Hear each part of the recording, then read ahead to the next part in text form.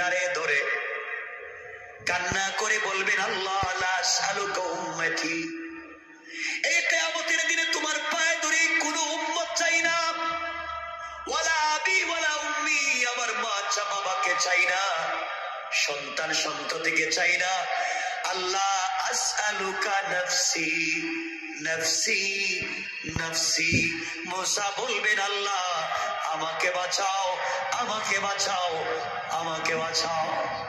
ওই দিন আমরা দৌড়ে যাব বাবা আদম সফিউল্লাহর কাছে।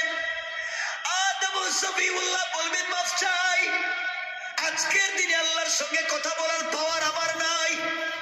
আমরা যাব ইব্রাহিম খলিলুল্লাহর কাছে, বাবা আপনি একটু কথা বলেন। ইব্রাহিম বলবেন, আমিও পারবো না, আমি যাব না আল্লাহর কাছে।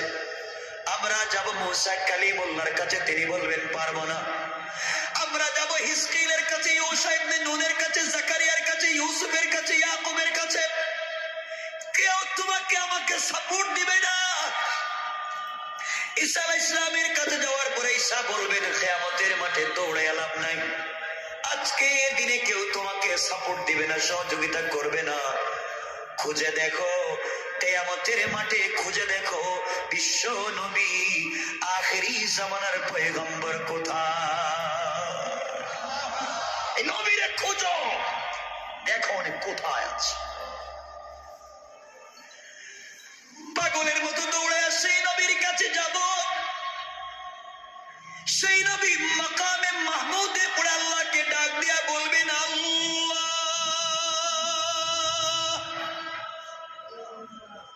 আমি মাথা উঠাবো না, আগে তুমি বলো কিয়ামতের মাঠে বিচার কার্য শুরু করো না কেন?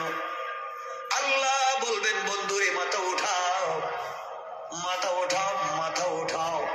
নবীজি বলবেন, আল্লাহ মাথা উঠাবো এক শর্তে, তুমি আগে বলো আমার উম্মতের কি হালত হবে। কেমনে ভুলে যাও সেই রাসূলকে? কষ্ট পাচ্ছেন আমার কথায়? আর রাসূল গিয়েছিলেন মেরাজে। আল্লাহ রাসূল আল্লাহকে বলছিলেন, আল্লাহ আমার একটা দোয়া শিখাও না কেন, দোয়া। এই দোয়াটা দুনিয়ায় গিয়ে আমি আমার উম্মতের জন্য করব, আমার একটা উম্মতকে তুমি জাহান্নামে দিতে পারবা না। আল্লাহ বললেন, যাও তোমার একটা দোয়া শিক্ষা দিলাম। নবীজি দোয়া নিয়ে বলছেন, আল্লাহ আপনি আমাকে কি মনে করছেন, আমি কি চালাক কম? এই দোয়াটা দুনিয়ায় করব না, রাইখা দিলাম। আল্লাহ বলছেন, কেন?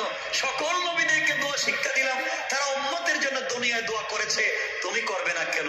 আল্লাহ আমি যদি দোয়া করি আজকে, আমার উম্মত তো 1450 বছর পরে আইসা লাউতুলি কলেজ মাঠে বৈশা বৈশা কাঁদবে, ওরা তো আমার দোয়ার ভিতরে ঢুকলো না। আল্লাহ আমি দোয়া রেখে দিলাম, কিয়ামতের দিনে জাহান্নামের গেইটে দাঁড়াইয়া এই দোয়া করব, আপনি আমার একটা উম্মতকেও জাহান্নামে দিতে পারবা না। কি হয়েছে আপনার? কেন সেই রাসূলকে চিনলেন না? কেন চিনলেন না?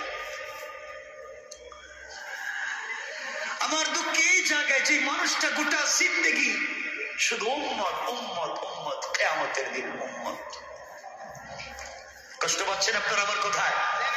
কথা তো অনেক লম্বা, সেই রাসূলের কথাই বলতেছি, কিন্তু খুব লম্বা করবো না কথা। আপনাদের অসুবিধা হচ্ছে আমি বুঝতেছি, একটু হাত উঠে দেখান কার কার অসুবিধা হচ্ছে। হচ্ছে? অসুবিধা হয়? হাত এমনি উঠে যায় না? তেমনি এটা উঠে যায়, এটা এমনি। আমার বন্ধুগণ মনোযোগ দিয়ে শুনেন কি বলতে চাই। সেই রাসূল পাক সাল্লাল্লাহু আলাইহি ওয়াসাল্লাম কিয়ামতের দিনে আল্লাহ বলবেন, বন্ধু তোমার জন্য জান্নাতুল ফেরদাউস থেকে চেয়ার এনেছে, চেয়ারে বসো। তোমার জন্য জান্নাত থেকে পোশাক এনেছে, পোশাক পরো। নবীজি বলবেন, আল্লাহ তোমার চেয়ার তুমি রাখো, তোমার পোশাক তুমি রাখো।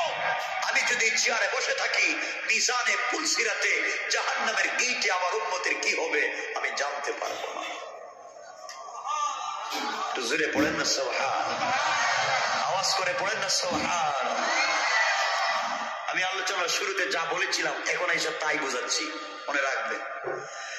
আমার নবী বসবেন না, হঠাৎ করে বিশ্ব নবীর মনে পড়বে আমার উম্মতেরা কোথায় আছে। আছে, না জানি পানির তৃষ্ণায় মরে যায়। দৌড়াইয়া সেই নবী আসবেন, হাউজে কাউসারের পারে এসে দেখবেন তোমার আমার জিহ্বা বের হয়ে আছে। নবীজি বলবেন উম্মত আয় রে, আমার কাছে আয়, এক গ্লাস হাউজে কাউসার পান কর।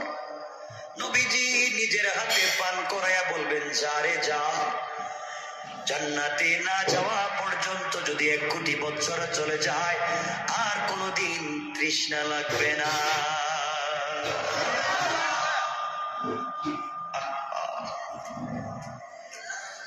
এই নবী হঠাৎ চিন্তা আসবে, না জানি আমার উম্মত মিজানের পাল্লায় কি হচ্ছে জানি না।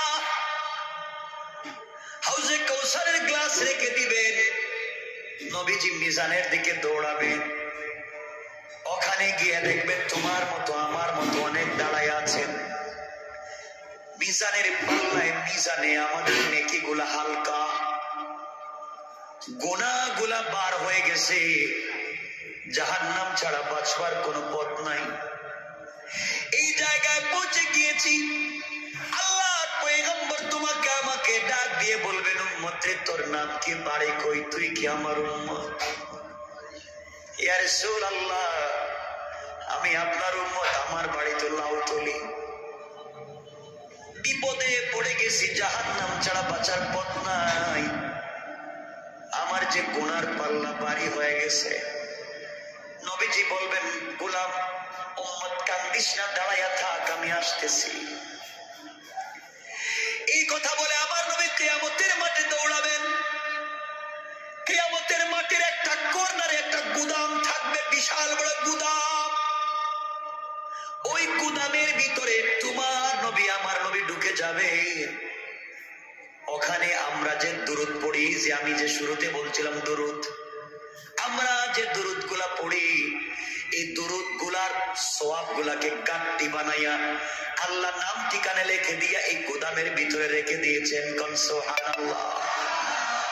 নবীজি তোমার আমার নাম নিয়ে গুদামের ভিতরে ঢুকবেন, ঢুকে তোমার আমার নামটাকে মিলাইয়া এই দুরূদের গাঁটটিটাকে নিজের মাথায় নিবে।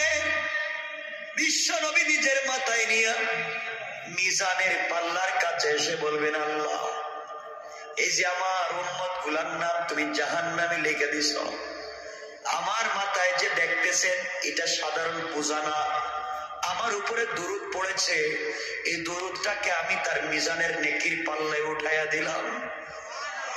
আল্লাহর নবী মিজানের পাল্লায় যখন উঠাইয়া দিবেন, পাল্লার জবান খুলে যাবে, মিজানের জবান খুলে যাবে, আর ডেকে বলবে আল্লাহ তোমার নবী কি উঠাইছে, পায়ে ধরি নামাইয়া দাও। জ্বলে যায়, এটার পাওয়ার অনেক বেশি। আল্লাহ বলবেন বন্ধুরে নামাইয়া দাও, আমি কথা দিলাম তোমার উম্মতের নামটা জাহান্নামের লিস্ট থেকে কেটে দিয়া জান্নাতের লিস্টে ঢুকাইয়া দিলাম। সেই নবীরে কেন ছিল না? আবার বিশ্ব নবী দৌড়াবেন পুলসিরাতের দিকে, ওখানে গিয়ে দেখবেন তুমি আমি দাঁড়িয়ে আছি, পার হচ্ছি না, না জানি মরে যাই, পুলসিরাতে উঠলেই নাকি জাহান্নামে চলে যাই। নবীজি বলবেন তোমার নাম কি, তোমার বাড়ি কই, ঠিকানা নিয়ে আবার যাবেন এই গুদামে। তোমার জন্য আমার জন্য যদি দুনিয়া দুরূদ পড়ে থাকি, নবীজির উপরে যদি দুরূদ পড়ে থাকি, দুরূদ নিয়ে আসবেন, এসে পুলসিরাতের উপরে ধরে ফেলবেন। পুলসিরাত বলবে আল্লাহর রাসূল আপনি যদি দুরূদ এগুলো এভাবে রাখেন, পুলসিরাত থাকবে না, ব্রিজ থাকবে না, জ্বলে যাবে। আল্লাহ বলবেন বন্ধু সরাইয়া দাও, তোমার উম্মত এখানে দাঁড়াইয়া থাকবে না, আমি বিদ্যুতের গতিতে পার করাইয়া দিলাম। সেই নবীর কেন ছিল? আবার বিশ্ব নবীর মনে পড়বে আমার উম্মত না জানি জাহান্নামে ঢুকে গেল, দৌড়াইয়া জাহান্নামের দিকে যাবেন। ওখানে গিয়ে দেখবেন জাহান্নামটা কি প্রগতিতে, 70,000 ফেরেশতা জাহান্নামের লাগাম টেনে ধরেছে। এরপরে জাহান্নামটা দৌড়াইয়া কিয়ামতের মাঠের দিকে আসতেছে। আল্লাহর নবী সিজদায় পড়ে বলবেন আল্লাহ তাআলা শেষ পর্যন্ত কি আমার একটা উম্মত জান্নাতে যাবে না? তোমার জাহান্নাম যেইভাবে আসতেছে সবগুলা তো জাহান্নামে চলে যাবে। আল্লাহ বলবেন বন্ধু মাথা উঠাও। বিশ্ব নবী মাথা উঠাবেন, জিবরিল আমিন হাজির হয়ে যাবেন আর বলবেন ইয়া রাসূলুল্লাহ ইয়া হাবিবাল্লাহ, আল্লাহ আপনাকে পুটলা দিয়েছেন হাদিয়া। নবীজি পুটলা খুলবেন, খুলে দেখবেন মাত্র 1 ফোঁটা পানি। আল্লাহকে বলবেন আল্লাহ তোমার কাছে চাইলাম জাহান্নামটাকে আটকাও, আর তুমি আমার কাছে 1 ফোঁটা পানি দিলাম, পানি দিয়ে আমি কি করব? আল্লাহ বলবেন বন্ধুরে এই পানি তোমার হাতে নিয়ে জাহান্নামের দিকে নিক্ষেপ করে দাও, জাহান্নামের উপরে ফেলে দাও, দেখো তো কি হয়। আমার নবী পানিগুলা হাতে নিয়ে জাহান্নামের দিকে যখন নিক্ষেপ করবে, নিক্ষেপ করতে দেরি হবে, জাহান্নাম দ্রুত গতিতে পিছন দিকে যেতে দেরি হবে না।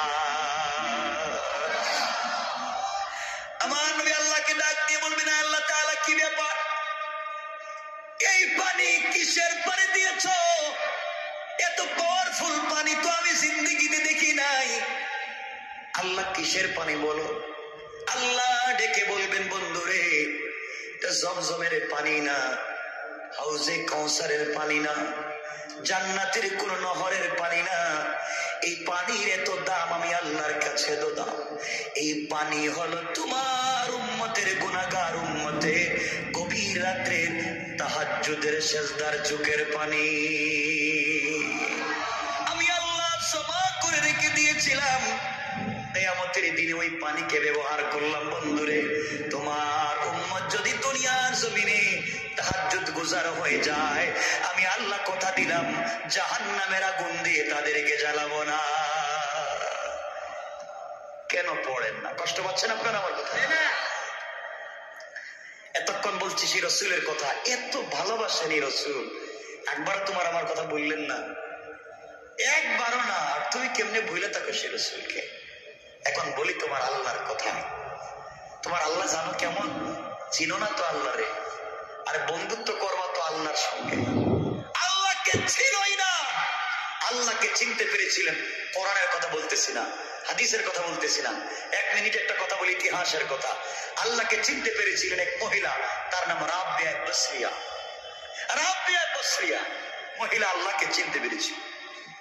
অনেক ঘটনা জানেন, আমি একটা ইতিহাসের ছোট্ট একটা 1 মিনিটে বলি, যেহেতু কোরআন হাদিসের কথা না আগে বলছি, আপনারা আবার রিভার্ট করবেন না, আমি ভালো করে বুঝে বলছি, কোরআনের না হাদিসের না ইতিহাসের কথা। রাবিয়া বসরি ইন্তেকাল করলে তাকে কবরে রাখা হলো। কবরে রাখবার পরে তার কাছে ফেরেশতারা এসে জিজ্ঞেস করছেন রাবিয়া বলো মার রাব্বুকা। রাবিয়া জিজ্ঞেস করলেন তোমরা কারা?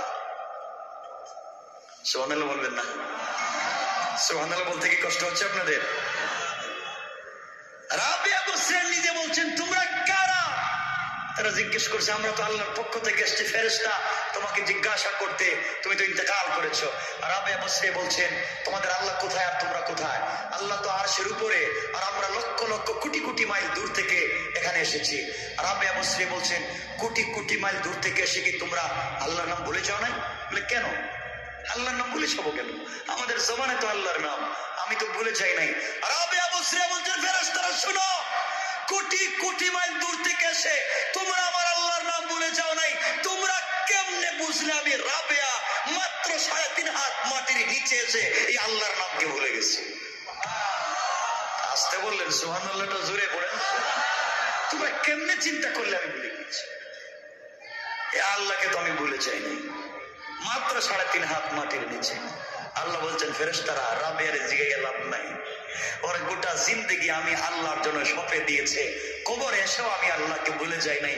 তোমরা কি মনে করেছো আমি আমার রাবিয়াকে ভুলে গিয়েছি? আমিও ভুলে যাই নাই। সরে যাও আর রাবিয়ার কবরের সঙ্গে জান্নাতের একটা কানেকশন তৈরি করে দাও। ওরা তো চিনলেন আল্লাহকে।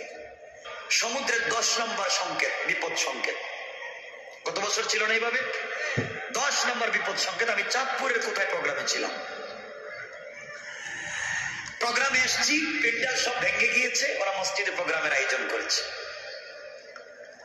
মসজিদে প্রোগ্রামের আয়োজন করেছে, মসজিদে প্রোগ্রাম করেছি। শীত, ঝড়, বৃষ্টি, রাত্র 2:30টায় ঢাকার উদ্দেশ্যে বের হয়েছে। বিদ্যুৎ নাই, রাস্তা গাছ বাস পড়ে সব ব্লক, একটা পাবলিক নেই, কিছু দেখাও যায় না। মানে এমন এক জায়গায় গিয়েছে এবং রাস্তাও চিনি না, কোথায় আসছি এটা বলতে পারতেছি। আমরা তিনজন ছিলাম, ড্রাইভার, আমি আর আমার সাথে আরেকজন ছিলেন, উনি আজও আমার সাথে আছেন। কিন্তু কোথায় যাবো আমরা এত রাত্রে? বসে আছি, আল্লাহর কাছে চাচ্ছি, আল্লাহ কথা তো বলে এসেছি তোমার, যাবো কোথায়? গভীর রাত্রে শিলা বৃষ্টি দিচ্ছে, ঝড় তুফান, রাত্র প্রায় 3টা। 1 ঘন্টা রাস্তায় বসে আছে, গাড়ি নাই, মানুষ নাই, কিচ্ছু নাই। হঠাৎ করে দেখি আমাদের গ্লাসে এসে একটা লোক নক করতেছে। বৃষ্টির মধ্যে একটু ফাঁকা করে বললাম, ভাই কে আপনি? এত রাত্রে এখানে আসছেন? হুজুর আপনি কোথায় যাবেন? আমি ঢাকা যাব। সে এত রাত্রে এখানে যাবেন কোন দিকে? এদিকে তো রাস্তা না, আপনি পিছনে গিয়ে ডান দিকে সোজা গেলেই আপনি দাউদকান্দি গিয়ে আপনি ঢাকা যেতে পারবেন। এই যে গেলাম, 1 ঘন্টা লাগে নাই, ঢাকা পৌঁছে গিয়েছি, কিন্তু আজ অবধি জানি নাই রাত্রে 3টায় এই লোকটা কে। এখনো জানি নাই রাত 3টায় এই লোকটা ছিল কে। আল্লাহর উপর বিশ্বাস করেন, জিন্দগি কামিয়াব, জিন্দগি কামিয়াব। আল্লাহকে চিনেন, আল্লাহ বলছেন গোলাম তোর হেফাজত, তোর জিম্মাদার তো আমি আল্লাহ। কথায় কথা চলে আসে। এই বছরই আমরা এক জায়গায় প্রোগ্রামে গেলাম, প্রোগ্রামে যেতে যেতে দেরি হয়েছে, রাস্তায় যাওয়ার সময় গাড়িতে তেল ছিল, অকটেন শেষ, গ্যাস শেষ, গাড়ি গিয়ে শুধু স্টেজে গেছি, সব শেষ, স্টার্ট হচ্ছে না গাড়ি। ওয়াশ করলাম 1.5-2 ঘন্টা। জিজ্ঞেস করলাম, ভাই আপনাদের এলাকায় পেট্রোল পাম্প আছে? কাগজ 57 কিলো দূরে। কত কিলো? 57 কিলো দূরে। এই রাত্রে যেতে হবে, আমার পরের দিন শুক্রবার জমা পড়াতে হবে। একজন লোক এসে মোটর সাইকেল থেকে 1 লিটার অকটেন দিছে, 1 লিটার। হুজুর আমাদের মোটর সাইকেল 1 লিটার আছে, আপনি নেন, আর আজকে রাত্রে থাকেন, কালকে আমরা ব্যবস্থা করে আপনাকে দেব। 1 লিটারে কি যাওয়া যায়? সর্বোচ্চ 5-6 কিলো বা সর্বোচ্চ 8 কিলো, এর উপরে তো যেতে পারবো না।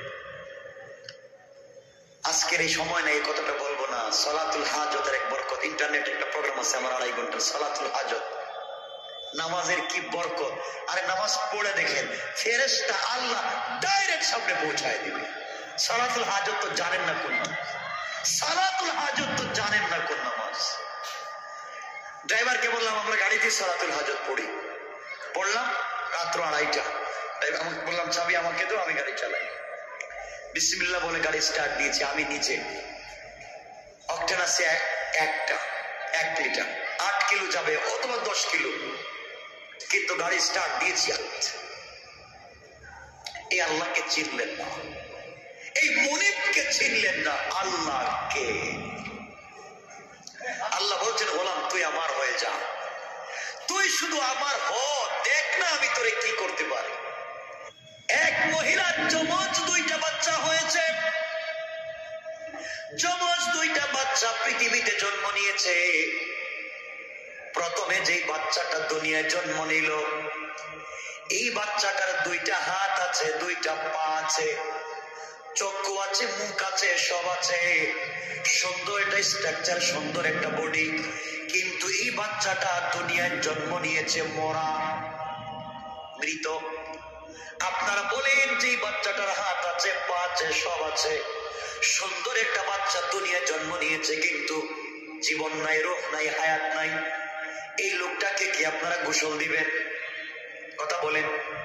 গোসলের প্রয়োজন নাই, জানাজার প্রয়োজন নাই, কারণ পৃথিবীর জমিনে সে 1 সেকেন্ডও বাঁচে নাই, ঠিক না? তার সব আছে, হাত আছে, পা আছে, সব আছে, 1 মিনিট পৃথিবীতে থাকে নাই, তার জিন্দেগির কোনো দাম নাই। আর 1 সেকেন্ড পরে অথবা 1 মিনিট পরে ওই মহিলা আরেকটা বাচ্চাকে দুনিয়ায় জন্ম দিয়েছে। ওই বাচ্চাটার 2টা হাত নাই, 2টা পা নাই, 2টা চোখ নাই, বিকলাঙ্গ একটা বাচ্চাকে 1 মিনিট পর ওই মা জন্ম দিল। কিন্তু পৃথিবীতে আসার পরে 1 সেকেন্ড কান্না করেছে অথবা 1 সেকেন্ড নড়াচড়া করেছে, এরপরে মরে গিয়েছে। আপনারা বলেন তো এই বাচ্চাটার গোসল লাগবে নি?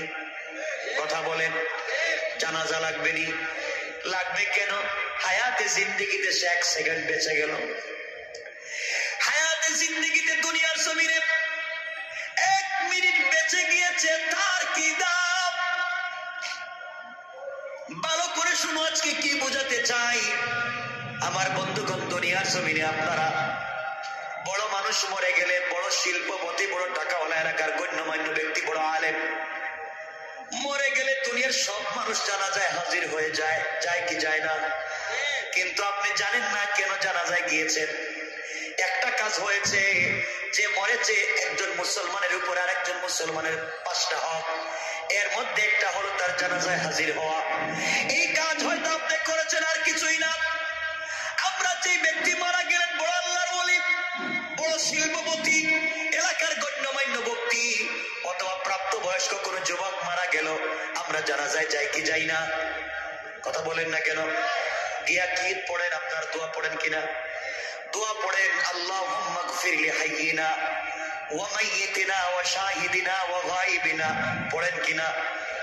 এই দোয়া কেন পড়েন আজ পর্যন্ত জানলেন না?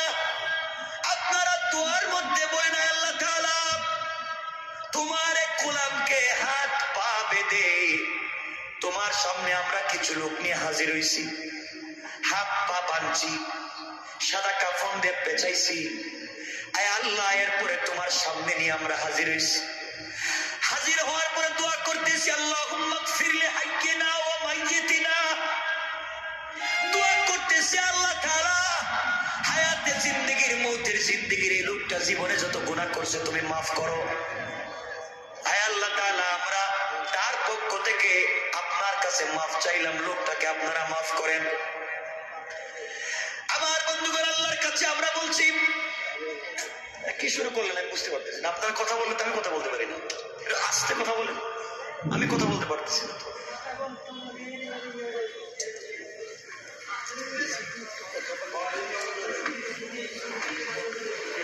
আমার বন্ধুগণ, আমরা সবাই ওই লোকটাকে হাত পা বেঁধে সাদা কাফন দিয়ে পেছাইয়া জানাজার জন্য নিয়ে দোয়া করি, আল্লাহ যে লোকটাকে নিয়ে আজকে তোমার সামনে মাঠে হাজির হইছি, কিছুক্ষণ পরে তাকে তোমার হাওয়ালা করব, কবরে রেখে দিব। আয় আল্লাহ তাআলা এই গোলামটাকে তুমি মাফ করে দাও, তার গুনাহ মাফ করে দাও। তা বলি কিনা? এখানে আমার লাভ কি? লাভ তো সব তার। যার জন্য দোয়া করলাম লাভ তো তার, যার জন্য দোয়া করলাম লাভ তো তার। সে মরছে, তার জন্য দোয়া করলাম, আমার লাভ কি? আপনারা জানেন না কার জানাজায় গেলেন? বড় মানুষের জানাজায় গেলেন, যে মরছে তার জন্য আল্লাহর কাছে দোয়া চাইলেন। আর যে বাচ্চাটা 1 সেকেন্ড দুনিয়ার জমিনে বেঁচে ছিল, ছোট্ট যে বাচ্চাটা 1 সেকেন্ড বাঁচার পরে মরে গেল, এই বাচ্চার জানাজায় আমি গেলাম না, কারণ বাচ্চাদের জানাজায় আমরা যাই না। ছোট ছোট বাচ্চা মারা গেলে জানাজায় যাই না, 2-4-5 জন মিলে জানাজা পড়াইয়া দেয়, ঠিক না? আপনি বুঝেন নাই, আসলে আপনি বুঝেন নাই, দিন জানেন নাই, কার জানাজায় যাবেন বুঝেন নাই। এই ছোট্ট বাচ্চার জানাজায় আমরা যাই না, অথচ এই ছোট্ট বাচ্চার জানাজায় আমরা কি দোয়া পড়ি? পুরুষ হলে পড়ি আল্লাহুম্মা জাআলহু লানা, মেয়ে হলে পড়ি হালানা, আল্লাহুম্মা জাআলহু লানা ফারাতাও ওয়া জাআলহু লানা আজরা ওয়া যুখরা। এই দোয়া পড়ি। আপনি জানেন না দোয়ার অর্থ কি, জন্য আপনি জান না, এই জন্য আপনি জানেন না। আমরা ওই সময় দোয়া পড়ি, আয় আল্লাহ তাআলা তোমার কাছে একটা মাসুম বেগুনাহ ফেরেশতা বাচ্চা নিয়ে হাজির হলাম, আয় আল্লাহ তাআলা এই বাচ্চার বরকতে, বাচ্চার ওসিলায় তুমি আমাদেরকে মাফ করে দাও। তাহলে আপনি ছোট্ট বাচ্চার জানাজায় হাজির হয়ে নিজের জন্য দোয়া করতে পারতেছেন, আর বড় মানুষের জানাজায় হাজির হয়ে তার জন্য দোয়া করেন। তো আমাদের যাওয়া উচিত কার জানাজায়? কথা বলেন। আপনি যে বুঝেন না, এজন্য জান না। আমরা আল্লাহর কাছে দোয়া করি, আল্লাহ তাআলা ছোট্ট বাচ্চাকে নিয়ে তোমার সামনে হাজির হয়েছি, এর উসিলায় তুমি আমাদেরকে মাফ করো। শেষে বলি শাফিআ ওয়া মুশাফফা, আয় আল্লাহ তাআলা শুধু আমাদেরকে মাফ করলে হবে না, এই বাচ্চাটাকে কিয়ামতের দিনে আমাদের ব্যাপারে সুপারিশকারী বানাইয়া দাও।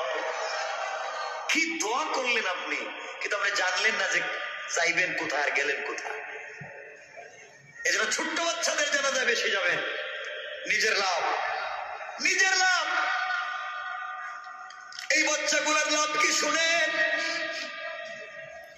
কিয়ামতের দিনে আল্লাহ রাব্বুল ইজ্জত ওয়াল জালাল হিসাব নিকাশ যখন শেষ করবেন, হিসাব নিকাশ আরম্ভ করে দিবেন কিয়ামতের মাঠে, আল্লাহ এমন সময় ফেরেশতাদেরকে বলবেন, ফেরেশতারা এই যে ছোট্ট বাচ্চাটা 1 সেকেন্ড 1 মিনিট পৃথিবীতে বেঁচে ছিল, এরপরে যেই বাচ্চাটা মরে গিয়েছে, অথবা অপ্রাপ্ত বয়স্ক নাবালিগ যেই বাচ্চা মরেছিল দুনিয়ায়, এই বাচ্চাগুলো আজকে কোথায় খুঁজে খুঁজে আমার সামনে হাজির করো। মায়ের ঘর থেকে জন্ম নিয়ে যে বাচ্চা মরে গিয়েছে, এই বাচ্চাগুলাকে আজকে আমার সামনে হাজির করো। ফেরেশতারা মিলে সকল ছোট্ট ছোট্ট বাচ্চাদেরকে আল্লাহর সামনে হাজির করবেন। আল্লাহ বলবেন, বাচ্চারা তোমরা তো মা বাপকে দুনিয়ার জমিনে দেখো নাই, দুনিয়ার আলো বাতাস কিছুই বুঝো নাই, গুনাহ কানা কিছুই করো নাই, ইন্তেকাল করে কবরে আসছো। আজকে কিয়ামতের মাঠে আমি কিছুক্ষণ পরে হিসাব আরম্ভ করব, বিচার আরম্ভ করব। এই বিচার হবে একমাত্র ইনসাফের বিচার। ওই জায়গার মধ্যে কোনো স্যাক্রিফাইস নাই, কম্প্রোমাইজ নাই। সুতরাং তোমরা শোনো, কিয়ামতের মাঠে দৌড়াদৌড়ি করো না, জান্নাতের সার্টিফিকেট হাতে নাও, আর তোমরা বাচ্চাগুলা জান্নাতের ভিতরে চলে যাও। এই ছোট্ট ছোট্ট বাচ্চা যেগুলা অপ্রাপ্ত বয়স্ক মারা গিয়েছিল, আল্লাহ তাদের কাছে জান্নাতের সার্টিফিকেট দিয়া বলবেন, যাও। বাচ্চাগুলা জান্নাতের কার্ড দিবে, সার্টিফিকেট হাতে নিবে। আল্লাহ রাব্বুল ইজ্জত ওয়াল জালাল বিচার কার্য শুরু করবেন। হঠাৎ করে দেখবেন বাচ্চারা কিয়ামতের মাঠে এদিক সেদিক দৌড়ায়। আল্লাহ বলবেন, কিরে ওদেরকে না আমি জান্নাতের সার্টিফিকেট দিয়া বললাম জান্নাতে যাইতে, ওরা যায় না কে? কিয়ামতের মাঠে দৌড়ায় কেন? ওদেরকে আমার সামনে হাজির করো। এই বাচ্চাগুলাকে আল্লাহর সামনে হাজির করা হবে। আল্লাহ বলবেন, তোমরা জান্নাতে যাও না কেন রে? তোমরা এখানে মাঠের মধ্যে দৌড়াদৌড়ি করো কেন? এই বাচ্চাগুলা ডেকে ডেকে বলবে, আয় আল্লাহ তাআলা, তুমি কেমনে বললা নিমক হারামের মতো আমরা জান্নাতে চলে যাব, কেমনে বুঝলা? আয় আল্লাহ তাআলা, দুনিয়ায় তেমনি এমনি আসি নাই। যেই বাবার ঔরসে, যেই মায়ের গর্ভ থেকে দুনিয়ায় এসেছিলাম, হায়াতে জিন্দেগির 1 মিনিট পাইছি, 1 দিন 1 বছর 2 বছর বাঁচছি, পরে মরে গেছি। কিন্তু আমার মা তো আমাকে 10 মাস 10 দিন পেটে রাখছে। আমি মায়ের পেটে যাওয়ার পরে মা ঠিক মতো রাত্রবেলা খেতে পারে না, বমি হয়ে যায়। পা দিয়া পেটের ভিতরে আঘাত করছি। অগমনীব, আমার মা ঘুমায় না, সারা রাত্র দাঁড়ায়া দাঁড়ায়া কাঁদছে। ডেলিভারির সময় কত মা, ডাক্তার যখন বলে এই বাচ্চাকে দুনিয়ায় নিয়ে আসতে হলে বড় বিপদ, যে কোনো একজনকে বাঁচানো যাবে, হয়তো মাকে বাঁচানো যাবে, না হয় বাচ্চা, যে কোনো একজন। কত মা আছেন এমন সময় ডাক্তারকে বলেন, ডাক্তার প্রয়োজনে তুমি আমাকে মেরে ফেলো, আমি বাঁচতে চাই না, আমি যেন মরে যাই, এরপরে আমার বাচ্চাটাকে দুনিয়ায় তুমি সহি সালামতে নিয়ে আসো।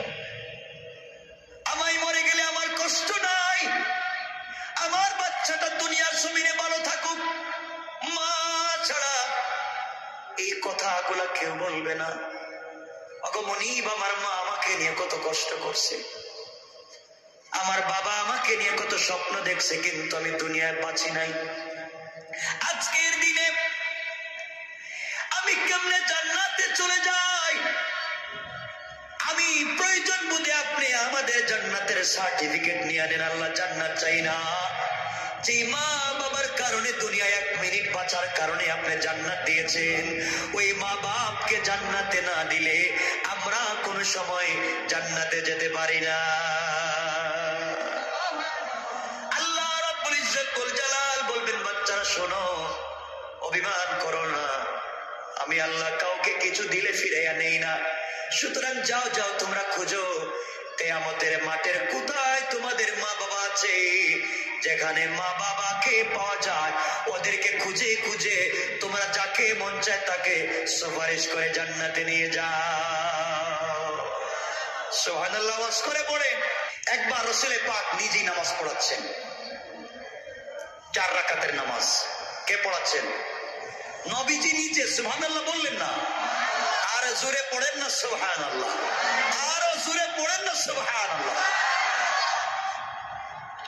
আসরের 4 রাকাতের নামাজ রাসূল পড়াচ্ছেন।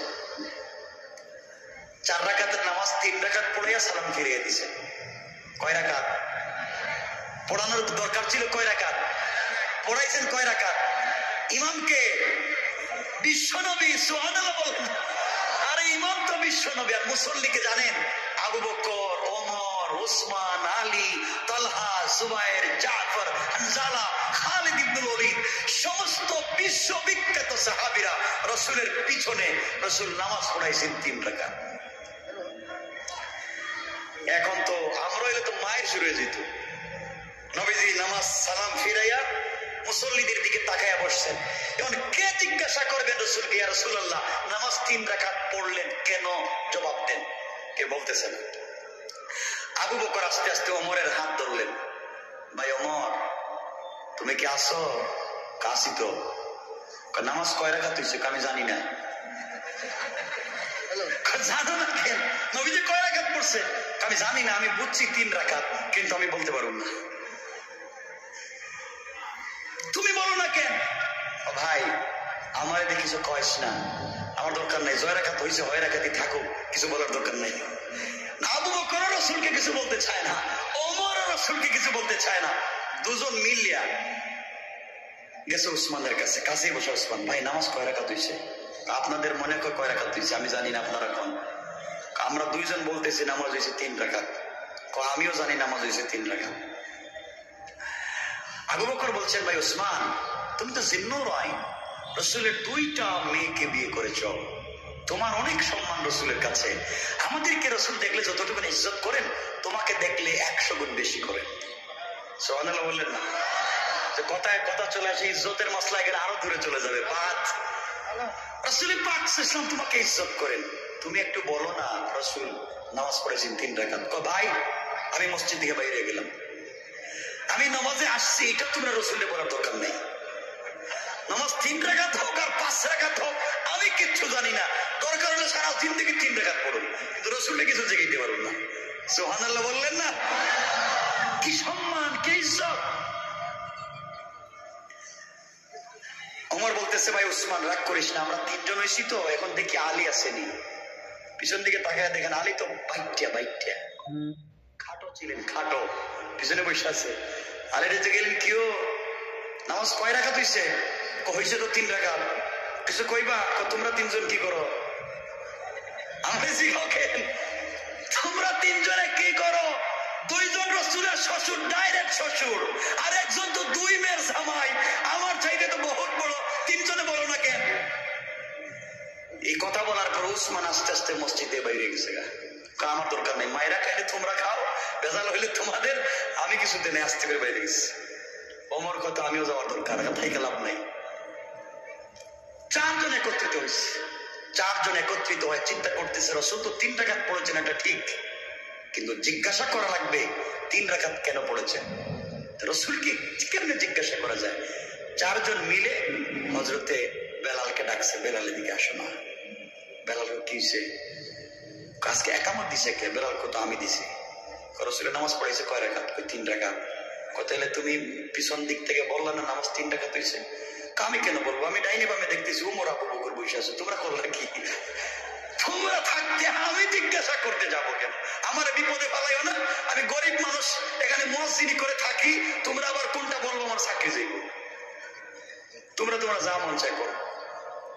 4 জন মিলে বলতেছে, বেলাল তোমাকে রসুল শুধু ভালোবাসেন না, রসুল বলছেন জান্নাতে গেলে জান্নাতে যে ঘোড়ার পিঠে রসুল থাকবেন ঢুকার সময়, এর লাগাম থাকবে তুমি বেলালের হাতে। রসুল মেরাজে গিয়া বেলাল তোমার পায়ের আওয়াজ জান্নাতুল ফিরদাউসে শুনেছেন। তুমি বলো না নামাজ কয় রাকাত হয়েছে, আমরা পিছনে আছি। বেলাল কয় আমি বললে যদি কোনো অসুবিধা হয় আমি বলে দিব, তোমরা 4 জন আমারে পাঠাইছো। যদি রসুল কিছু আমারে বলেন আমি বলবো ইয়া রাসূলুল্লাহ আমি কিচ্ছু জানি না, এই 4 জন বুদ্ধি দিয়ে আমার পাঠাইছে। কি সুন্দর ভালোবাসা। রাসূল পাক ইসলামের কাছে বেলাল গেলেন, সালাম দিছে, সামনেই তো বসা, সালাম দিয়ে মুসাফা করছে। রাসূল বলেন বেলাল কি তোমরা শুধু কানা বসা করো, কিছু বললে তো বলতে পারো। ইয়া রাসূলুল্লাহ আপনি ভালো আছেন? ভালো তো আছি, দেখতেছো না ইমামতি করতেছি, ভালো আছি। কি বলতে চাও বলো। ইয়া রাসূলুল্লাহ বলতে চাই। দেখেন কি জিগায়, বলতে পারতো আপনি হুজুর নামাজ 3 রাকাত পড়েছেন, 4 রাকাত পড়েন নাই, এটা বলতে পারে না? এটাই তো। এই কথাটা না বলে হযরত বেলাল বলতেছেন, হাদিসের ইবারত বলতেছি, হযরত বেলাল বলতেছেন ইয়া রাসূলুল্লাহ আতুসিরাতিস সালাতু আম নাসিতা ইয়া রাসূলুল্লাহ। বেলাল বলতেছেন আল্লাহর পয়গম্বর আজকে থেকে কি 4 রাকাত নামাজ 3 রাকাত হয়ে গেছে? আল্লাহ কি জিবরাইল পাঠাইয়া আজকের থেকে বলেছেন যে আমরা আসরের নামাজ 3 রাকাত পড়বো? না আম নাসিতা ইয়া রাসূলুল্লাহ, না আল্লাহ আপনাকে ভুলাইয়া দিয়েছে? সুবহানাল্লাহ বললেন না? বলতেছেন আপনি নামাজ 3 রাকাত পড়েছেন, বলতেছেন আপনি ভুল করেছেন, বলতেছি আজকের থেকে কি আমরা 3 রাকাত পড়বো নামাজ আসরের, নাকি আল্লাহ আপনাকে বলাইয়া দিয়েছেন? নবীজি বলছেন বেলাল সহজ করে বলো নামাজ কয় রাকাত? ইয়া রাসূলুল্লাহ নামাজ হয়েছে 3 রাকাত। তাহলে এত কিছু দরকার কি? দাঁড়াও, ভুল হয়ে গেছে, আবার 4 রাকাত পড়ে নেই। সুবহানাল্লাহ। ইসলাম কত সুন্দর। আমরা তো লাঠিটা লোক ইমাম গেছিল কই আজকে খবর লোক 3 রাকাত পড়লো কে? মারামারি। কত সুন্দর ভালোবাসা। রাসূল পাক একদিন ঘরে শুয়ে আছেন, এভাবে শুয়ে আছে, হাঁটু থেকে নাভি পর্যন্ত কাপড় দিয়ে ঢাকা, ঘরের ভিতরে কেউ নাই, নবীজির স্ত্রীরা আমাদের মায়েরা, হাঁটু থেকে নাভি পর্যন্ত ঢাকা। এমন সময় ঘরে নক করেছে,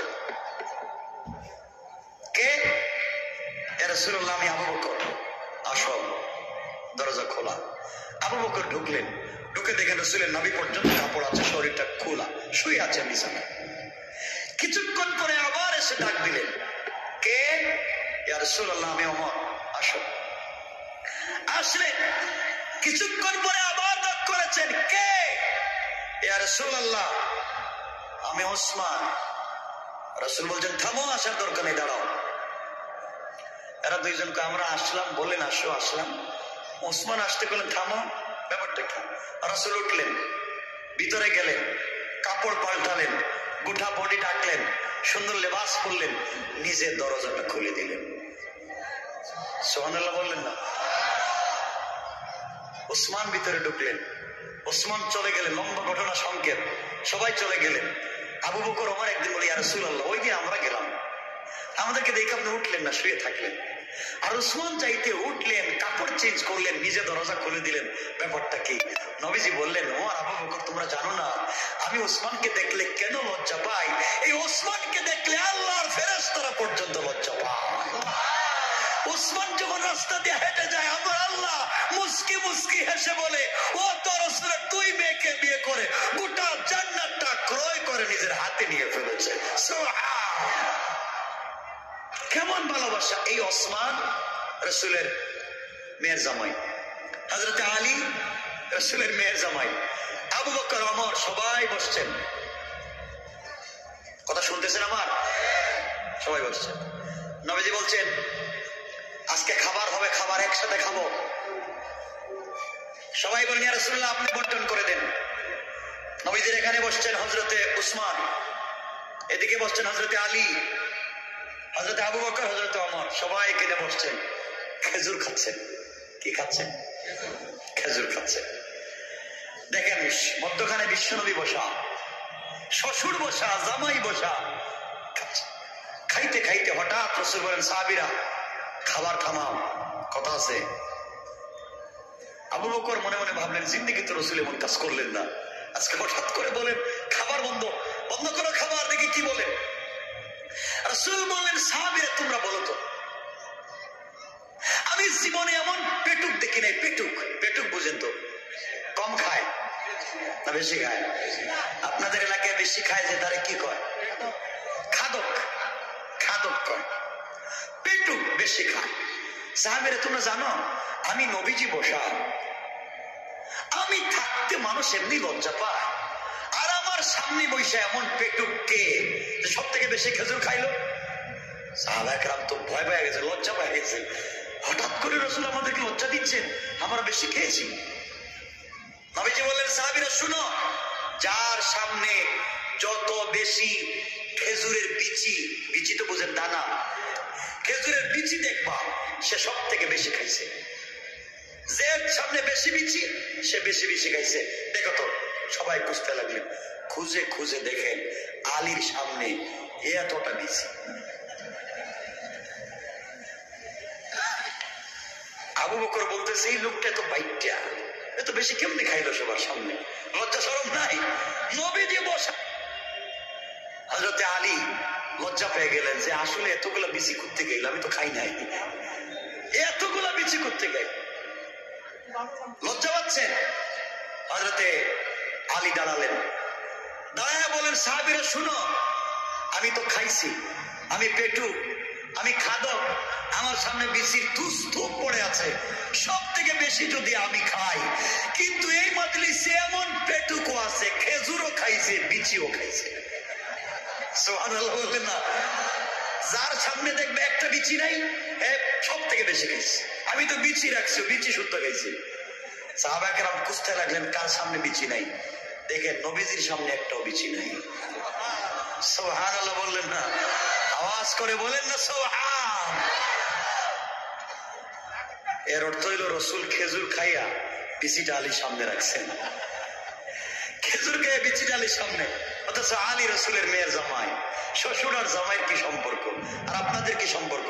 কিছু দূর যাওয়ার পরে জামাই খাওয়া, ফরিদপুরের রাস্তা দিয়ে হাঁটা যাইতেছে না, যে ঠান্ডা লাগতেছে আমার, একটা সিগারেট থাকলে দেও না। সিগারেট, শ্বশুরের জামাই কো সিগারেট। নবীজির কাছে যখন দিন পৌঁছে গেল, নবীজির কাছে যখন নবুয়ত পৌঁছে গেল, নবীজি দিনের দাওয়াত দিতে লাগলেন। দিনের দাওয়াত দিতে দিতে তার বাল্য বন্ধু হযরত আবু বকর সিদ্দিকের কাছে গিয়ে বলেন, আবু বকর, তুমি আমাকে ভালো করে চিনো, আমিও তোমাকে ভালো করে চিনি। আবু বকর, আমি আজকের থেকে নবী এবং রাসূল কালিমার দাওয়াত দিচ্ছি, তুমি কি কালিমা পড়বা না? কালিমাটা পড়ে নাও।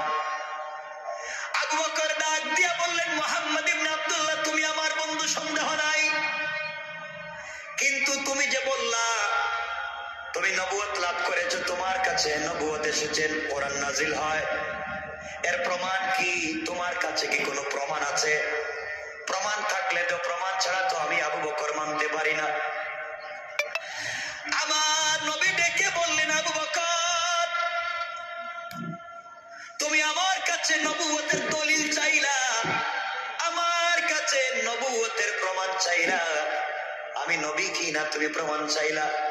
আবু বকর রে, আমি নবী হয়েছি আজকে, আমি নবী হওয়ার 5-6 বছর আগে নবুয়তের দলিল পৌঁছে গিয়েছে তোমার কাছে। সুবহানাল্লাহ। আবু বকর ডাক দিয়ে বললেন, বন্ধু মুহাম্মদ ইবনে আব্দুল্লাহ, তুমি নবুয়ত লাভ করে আমার কাছে দ্বীনের দাওয়াত দিচ্ছ, আর বলছো তুমি নবী এবং রাসূল, আবার বলতেছো আমার কাছে নবুয়তের দলিল আরো আগে পৌঁছে গেছে, কেমনে কি বুঝি না। আমার নবীজি বলেন, আবু বকর রে, তুমি তো কিছুদিন আগে আমাকে বলেছো, তুমি তো কিছুদিন আগে আমাকে বলেছো, কয়েক বছর আগে তুমি একটা স্বপ্ন দেখেছিলে, ব্যবসার জন্য তুমি সিরিয়া শামে গিয়েছিলে, ওই জায়গায় তুমি ঘুমের স্বপ্নে দেখেছো আসমানের উপরে একটা চন্দ্র, হঠাৎ করে চন্দ্রটা চূর্ণ বিচূর্ণ হয়ে গেছে, ভেঙে গেছে। চন্দ্রটা ভেঙে প্রত্যেকটা টুকরা মদিনার অলিতে গলিতে, মদিনার মক্কার প্রত্যেকটা মানুষের ঘরে ঘরে পৌঁছে গিয়েছে। স্বপ্নে দেখেছো চন্দ্রটা ভেঙে প্রত্যেকটা মক্কার মানুষের ঘরে ঘরে পৌঁছে গেল। এরপরে তুমি বললো স্বপ্নে দেখেছো, হঠাৎ করে দেখো যে চন্দ্রটা ভেঙে মানুষের ঘরে ঢুকে গিয়েছে। হঠাৎ করে চন্দ্র আগের চাইতে বেশি আলোকিত হইয়া একবারে পূর্ণিমার রাতের মতো হইয়া আবার আসমানের মধ্যে চন্দ্রটা দেখা যায়। আগের চাইতে কোটি গুণ বেশি আলোকিত যখন হয়ে গেছিল চন্দ্রটা, তুমি আবার দেখেছো এই চন্দ্রটা ডাইরেক্ট দৌড় দিয়ে তোমার ঘরের ভিতরে ঢুকে পড়েছে। আল্লাহ তোমাকে বুঝাইয়া দিয়েছেন নবুয়তের আলোটা মক্কার প্রত্যেকের ঘরে ঘরে ঢুকবে, আংশিক অথবা পুরাপুরি। ঘরের 5 জন সদস্য হলে 2 জন ইসলাম কবুল করলো, অথবা 1 জন অথবা 3 জন পুরাপুরি করলো না। আর তোমার ঘরের ভিতরে পূর্ণ চাঁদ ঢুকে গিয়েছে।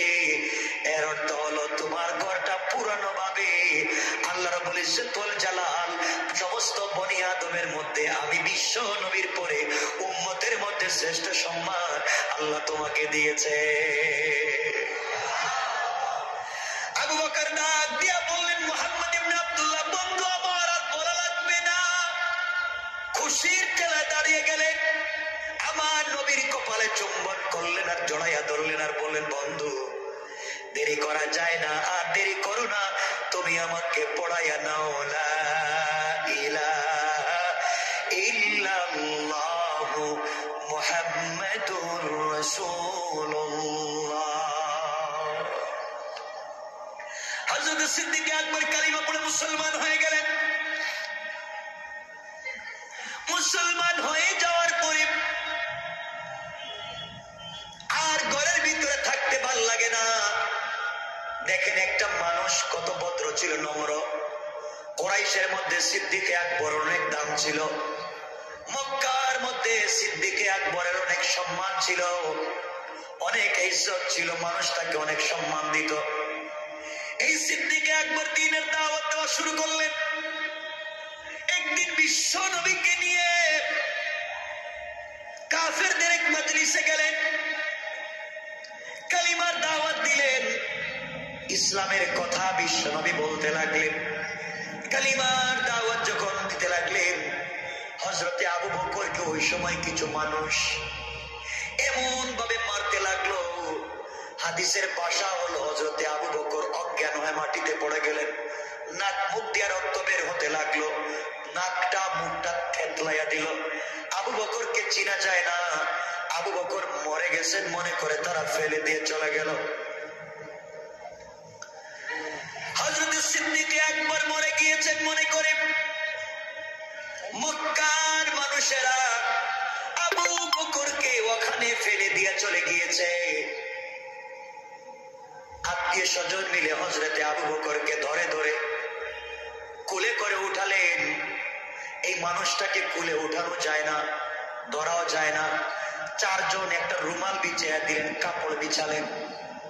হযরতে আবু বকর কালিমা পড়বার অপরাধে মানুষ তো মারলো, কাপড়ের মধ্যে শোয়া 4 জন কাপড়ের চারদিকে ধরলেন। এইভাবে একটা ভদ্র মানুষকে, সম্মানী মানুষকে মানুষ পিটালো কালিমার অপরাধে। হযরতে আবু বকরকে 4 জন কাপড়ের চারদিকে ধরলো, বাড়িতে নিয়ে এসেছে। মায়ের কাছে এসে বলছে, শুনেন, আপনার ছেলে মুহাম্মদ ইবনে আব্দুল্লাহ যে কালিমার দাওয়াত দেয়, এই কালেমা কবুল করেছে, মানুষটাকে এইভাবে পিটাইছে অজ্ঞান। সারাদিন চলে গেল, সন্ধ্যা চলে এসেছে, আবু বকরের জ্ঞান ফিরে না।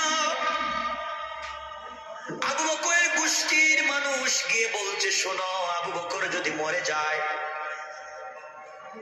সে ধর্ম পরিবর্তন করে ইসলাম কবুল করেছে, তোমরা এভাবে মারতে পারো না। একটা মানুষকে এত মাগাত করা যায় না, তোমরা এত মাইর দিছো, যদি আবু বকর মরে যায় প্রতিশোধ নেব। এইভাবে সারাদিন চলে গেল। আবু বকরের নাক মুখ থেকে রক্ত যেতে যেতে আর জ্ঞান ফিরে না। মা কান্না করে বলেন, আমার একটা মাত্র ছেলে রে, কে মারলো, এমন মায়ের দিছে, আমার বাচ্চাটা তো আর বাঁচবে না, মরে যাবে।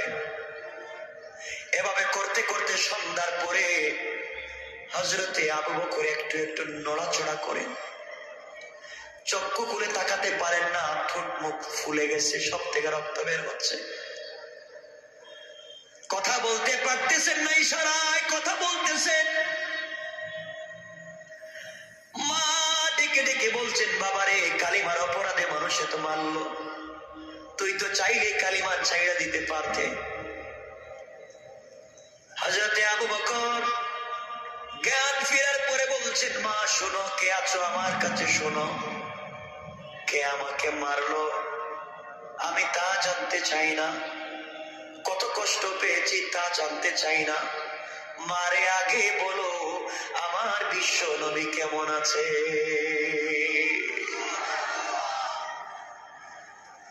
আবু বকরের মা তো পেরেশান, এত আঘাতপ্রাপ্ত হওয়ার পরে আমার ছেলে তার নবীকে ভুলে যায় না। মা বলছেন, বাবা মুহাম্মদকে আমি তো চিনি না। তিনি বললেন, মারে যে আবু তালেবের ভাতিজা আব্দুল মুত্তালিবের নাতি মুহাম্মদ ইবনে আব্দুল্লাহ, আব্দুল্লাহর ছেলে, ওর কাছে আমি যাই, তার কালিমা আমি পড়ছি, এই জন্য মানুষ মারছে। মা আমি মরে যেতে পারি, সবাই মারতে পারে, কিন্তু আমার বন্ধু যে কালিমার দাওয়াত দিয়েছে, আমি আমার জবানের কলিজায় যে শান্তি পাইছি, সবাই আমাকে 1 কোটি বার মারতে পারে, মরে যেতে পারি রে মা, কিন্তু 1 সেকেন্ডের জন্য আমি আবু বকর কালিমা ছেড়ে দিতে পারি না। মা খাবার নিয়ে আসছেন, চামচ দিয়ে মুখে দিতে চাইলেন, আবু বকর বাবা 1 ফোঁটা পানি খা। আবু বকর ডাক দিয়া বলছেন, মা আমি আমার আল্লাহর জাতের কসম করে বলছি, যতক্ষণ পর্যন্ত আমি আমার নবীর খবর নিতে না পারবো, আমি আবু বকর 1 ফোঁটা পানিও খাবো না। মা ডেকে বললেন, আবু বকর আমি কেমনে চিনি না জানি না তার বাড়ি কোথায়, আমি কোথায় গিয়ে তারে খুঁজবো। আবু বকর বলছেন, মা খোঁজার একটা সুযোগ বলে দিই, তুমি একটু খবর নিয়ে আসো, না আসলে আমি কিন্তু বাঁচবো না।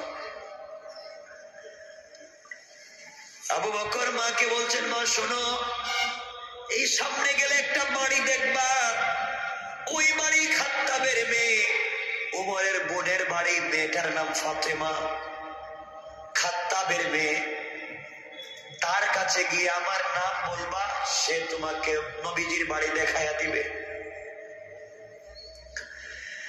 তুমি যদি আমার খবর নবীজির কাছে না দাও, আর আমি যদি একটা নজর আমি আমার নবীকে না দেখি, আমি মরে গেল কিছু খাবো না।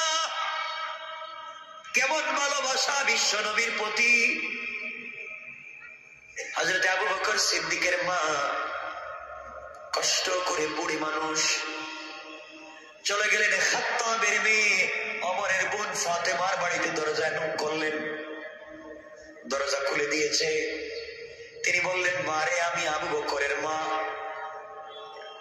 আমার ছেলেটাকে কে বা কারা মারছে কালিমা পড়ার অপরাধে, মুহাম্মদ ইবনে আব্দুল্লাহর বাড়ি কোথায় আমাকে দেখাইয়া দাও। খাত্তাবের মেয়ে ফাতেমা আর হযরতে ওমরের বোন ফাতেমা বলছেন, আমি আবু বকর চিনি না,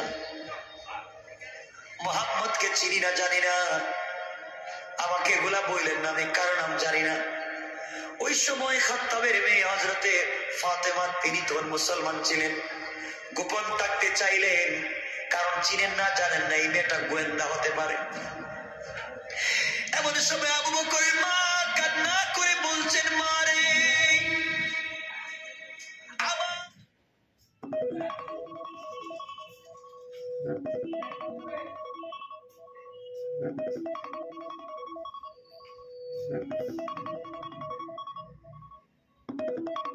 ছেলেটা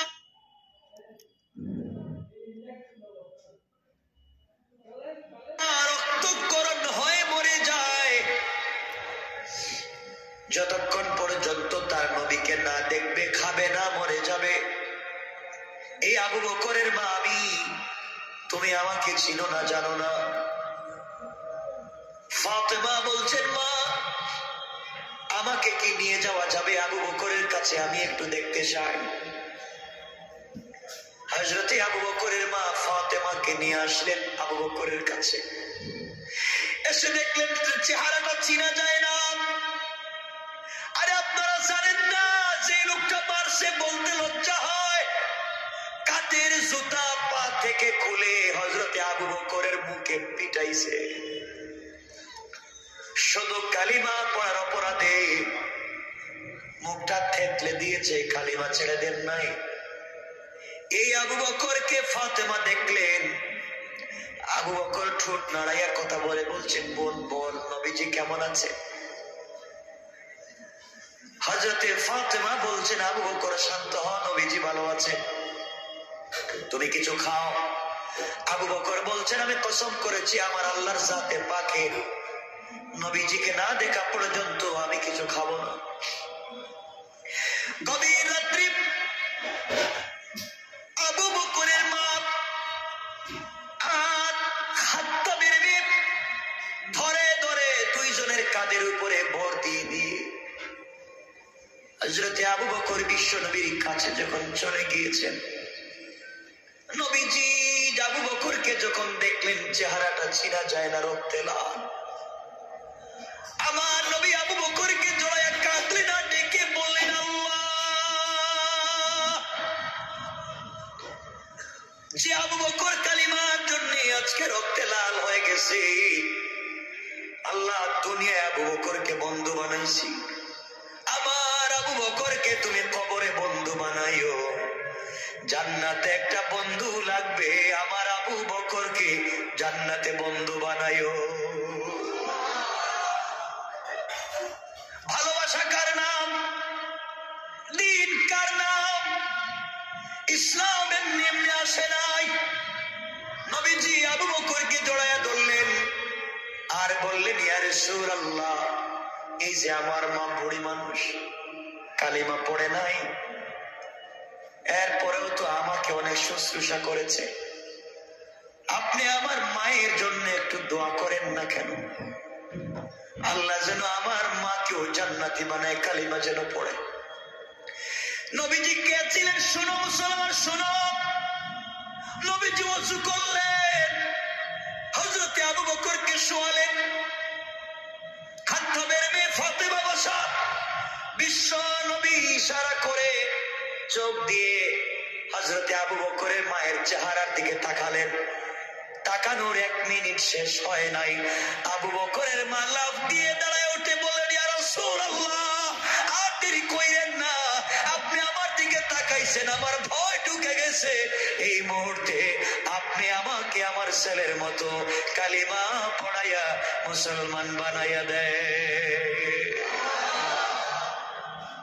মুসলমান হয়ে গেল, মুসলমান হয়ে গেল। রাসূলের দোয়া তো অনেক স্পিড, অনেক পাওয়ার।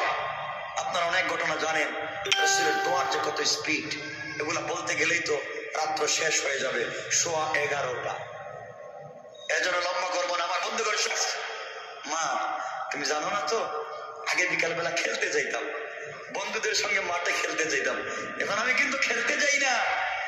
কই যাও? একজন বন্ধু পাইছি, তার নাম মোহাম্মদ ইবনে আব্দুল্লাহ, ওর চেহারার দিকে তাকাইলে মা আমার পেটের ক্ষুধা দূর হয়ে যায়।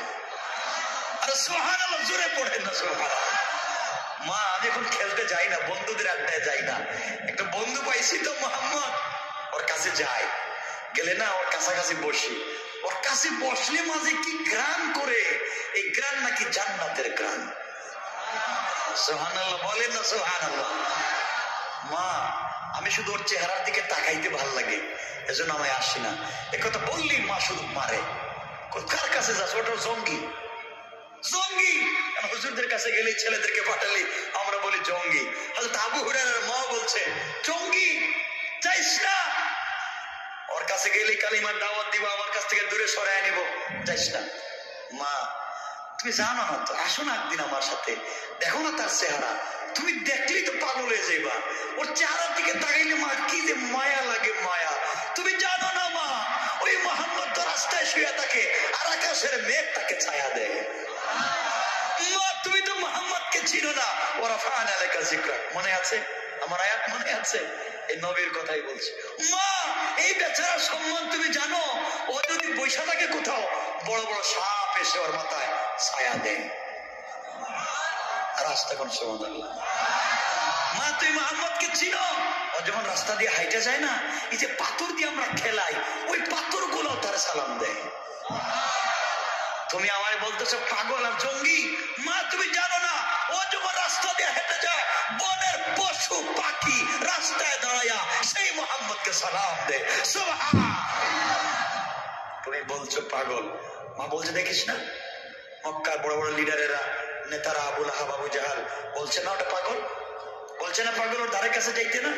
মা তুমি জানো এরা বলে পাগল।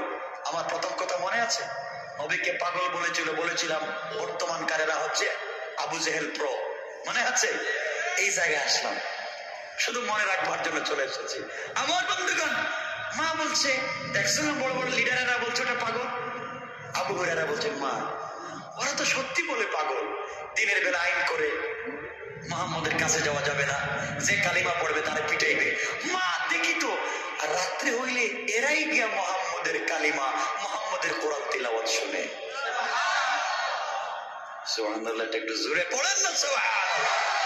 মা তাহলে শোনো, এই আবু জাহেলের আইন করে যে ব্যক্তি মুহাম্মদের কোরআন তিলাওয়াত শুনতে যাইবা, তার কাছে যাইবা, তাকে মায়ের পিটানো হবে। কেউ যখন যায় না, সবাই যখন রাত্রে ঘুমিয়ে যায়, আবু জাহাল চিন্তা করে আহারে আজকে আইন করেছি যেই ব্যক্তি মুহাম্মদের কোরআন তিলাওয়াত শুনতে যাইবে তাকে পিটানো হবে, সুতরাং মক্কার কোন মানুষ আজকে মুহাম্মদের কোরআন তিলাওয়াত শুনতে যাবে না। আমি আবু জাহাল তো রাত্রে ঘুম আসে না, যত বিরোধিতা করি না কেন, মুহাম্মদের কোরআন তেলাওয়াত না শুনলে আমার ঘুম আসে না। আল্লাহু আকবার। মক্কার মানুষ ঘুমিয়ে যায়, আবু জাহাল রাত্রিবেলা চলে গিয়েছে। নবীজি আস্তে আস্তে কোরআন পড়েন, মিলানো আয়াত, আর রহমান আল্লামাল কোরআন খালাকাল ইনসান, কত সুন্দর মিলানো। ওয়াশ-শামসি ওয়া দুহাহা ওয়াল কমারি ইযা তালাহা, শুধু মিলানো। পড়ে আর মজা লাগে, মজাই তো লাগে, মজাই লাগে, শুধু পড়ে আর মজা লাগে। শুনে আবু জাহাল মনে করতেছে আমি আজকে সারা রাত মজা করে কোরআন শুনবো, কারণ আমি তো আইন করছি আজকে কেউ আসবে না। এদিকে আবু সুফিয়ান বলে আজকে আইন হইছে, বিশ্বনবী মুহাম্মদের কোরআন তিলাওয়াত শুনতে কেউ যাবে না, আমি যাই। আবু সুফিয়ান সে নিজেও আসছে। এদিকে উতবা, শায়বা, মুগীরা ওরা মনে করে আজকে আইন হইছে কেউ যাবে না, আমি যাই বলতে বলতে সবাই গিয়েছে। নবীজি সব ফজর পর্যন্ত কোরআন তেলাওয়াত করলেন। যখন তেলাওয়াত বন্ধ করে দিলেন সকাল হয়ে গেল। আবু জাহেল কয় সকাল হওয়ার আগে বাড়িতে যাই, গিয়ে ঘুমায় যাই, নাইলে মানুষ বলবে আমি আইন করলাম আবার আসলাম কেন। আবু জাহেল যখন বাইর হইছে, আবু সুফিয়ানও বাইর হইছে। রাস্তায় গিয়ে একজনের পায়ের সঙ্গে আরেকজনের ধাক্কা, কয় তুই কে, কয় তুই কে, আমি তো আবু জাহাল। তুই কে? আমি আবু সুফিয়ান। কে নাইছস? তুই কে নাইছস কম। সুবহানাল্লাহ বললেন না? আল্লাহু আকবার বলেন না? আল্লাহু আকবার। কোরআনের আকর্ষণ, কোরআনের আকর্ষণ, কোরআন তেলাওয়াতের মজা, মুআজিজা। মুগীরা কয় তুই কেন? আমি কেন মানে তোমরা কেন আইছো? সবাই বসে কয় আমরাই তো আইন করছি, আসলি মায়ের, আমরাই তো আইন ভঙ্গ করতেছি। আবু জাহেল কয় ভাই যতই আইন করি আমার ভালো লাগে না, রাত্রে ঘুমিয়ে আসে না, ওর কোরআন শিখ শুনতেই হয়। আবু সুফিয়ান কয় আমারই তো একই বেমার। আবু লাহাব কয় আমারই তো একই সমস্যা, ওর কোরআন তিলাওয়াত শোনা লাগে। আবু সুফিয়ান বলছে বন্ধু আর একটু কঠিন আইন করো। আবার সংসদ বসেছে। আজকের আইন কি? আজকের আইন হলো আগামীকালকে থেকে কেউ যদি মুহাম্মদের কোরআন তিলাওয়াত শুনতে যায় তার মৃত্যুদণ্ড। Thank you. মৃত্যুদণ্ড